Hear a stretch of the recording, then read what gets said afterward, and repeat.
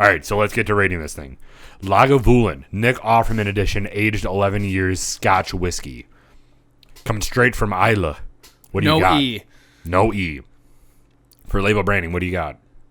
Label branding has got to be... Oh, goodness. Beeps? Yeeks. Yeeks. All right.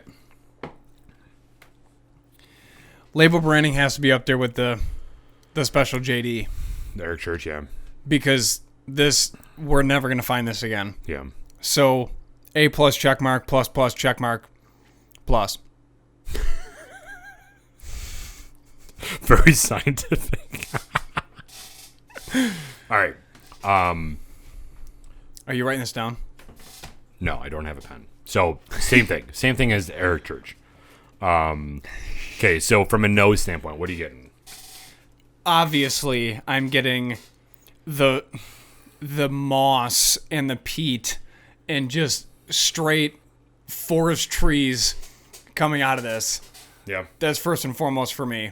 But I think it's because that's a Scotch. And I think that why it's so prominent for you is because you haven't had peaty Scotch before. Because my first initial smell of this is a little bit of peat, but mostly like a green apple and a little pepper. I don't get a ton of peat because this is not their most peated whiskey. No, Lagavulin God, no. 16 is disgustingly peated. Yeah. You won't like that one. No, probably not. Probably not. But I like this. I don't know if it's because it's an 11 year Yeah. or what the deal is, but I like this. I like this for now. So from a nose, I'm getting a little green apple, a little pepper, and then peat. Okay. Can you get behind that? Are you smelling the green apple at all, or are you just overwhelmed? I can buy by that for $1. I agree. I agree. All right, initial taste. Well, hold on. We got to rate it. So I'm just so juiced, man. I know. A with 4 pluses. Okay. I can get behind that.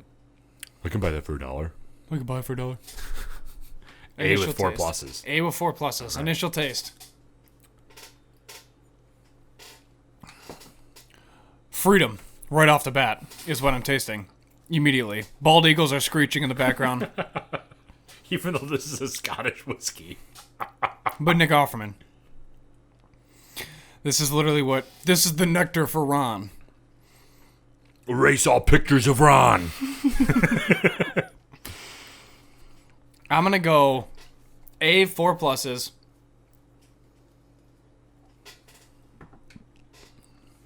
I'm getting...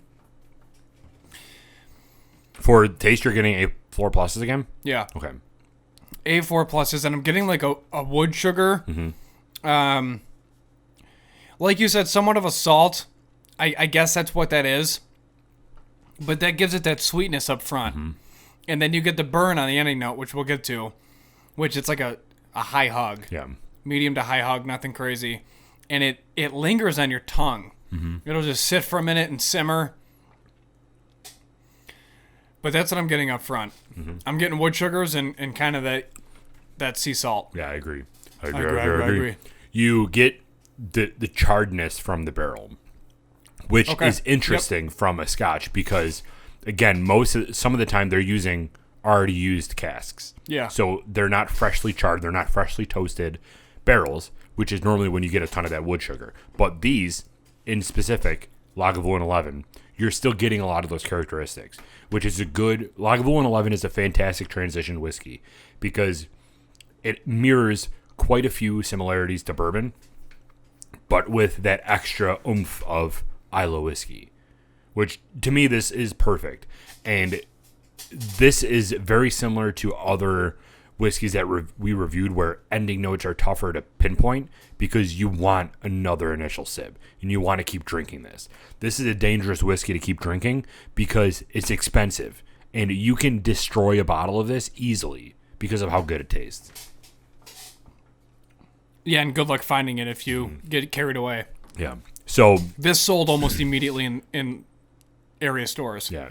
You want to give the plug where we got this to? Yeah, so Tim at Elmo Wine and Liquor we reached out to and said, hey, we want to feature 11-year Lagavulin. Do you have it in store? We want to do it for our 50th episode, so we're going to save it for a little bit because this was months ago. Mm-hmm. And he immediately responded and said, yes, I have 2 bottles left. I'll pull one aside for you. He said first come, first serve, but technically you reached out and asked for it, so you're first. I was like, all right, awesome. So we pulled it aside. I went right in, bought it, and I said, how many do you have left? And then she goes, we literally only have 2. We got like the initial shipment, I think of like 15 bottles. It was something very small, and it was just gone within hours. Yeah. So I was very excited when we found that out. So shout out to Tim and Elmo Wine and Liquor. Thank you for everything, and we're excited. So initial taste, we're getting the wood sugar, sea salt, and a little bit of char. Yeah, charred, and then the peat, of course, but that's also more in the nose. So that's the initial taste, A4 pluses. Ending note, A4 pluses as well. But I'm not really getting like a green apple on the ending note. No, green apple you barely can taste. Yeah, it's all nose. I'm just getting that peat on the ending note. That's essentially all I'm picking up. And I think it's mainly because it's traveling through my nasal cavity, so I'm smelling it more than I'm tasting it. Yeah.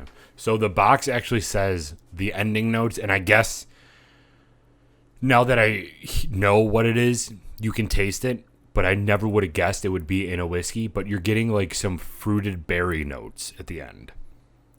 Like what, though? Just says fruited berries. Well, that's too vague. Which is interesting because you wouldn't get that from without knowing, because it's not a characteristic of bourbon or whiskey, really. Then are we getting fruit sugars on the initial taste? Could be rather than wood sugars, because again, it's not freshly charred, so it would make sense. So let me read you the description on the back of the box. The romance begins with an initial whiff. So there's also a history thing up there, but we've already talked about the history. So the romance begins with the initial whiff of peppery green apple, so pepper green apple, followed swiftly by a jitterbug of stewed berries. The tangy spice from the handmade charred cask perfectly coupled and in tango with peaty burnt ember characters, featuring a sensation on the nose reminiscent of your favorite campfire. To taste, the woody, peaty notes lead from front, gently tingling the tongue in a cha-cha before fading to reveal veritable waltz of sweet berry and orchard fruit notes. The familiar Lagavulin distillery characters step forth, presenting aromatic peat with every sip. A moment after the liquid is gone, the peaty essence remains characteristically a wonderfully energetic flamenco finish from a round, redoubtable liquid and an unmistakable panache for which I am tickled to write box copy. I am great in tutu to boot. This 11-year Lagavulin is top shelf brass band, blowing smoky jazz and marching straight down your gullet. Nick Offerman. He's a fantastic writer, too. I have his book. He's incredible. I just want to shake his hand. I love the man.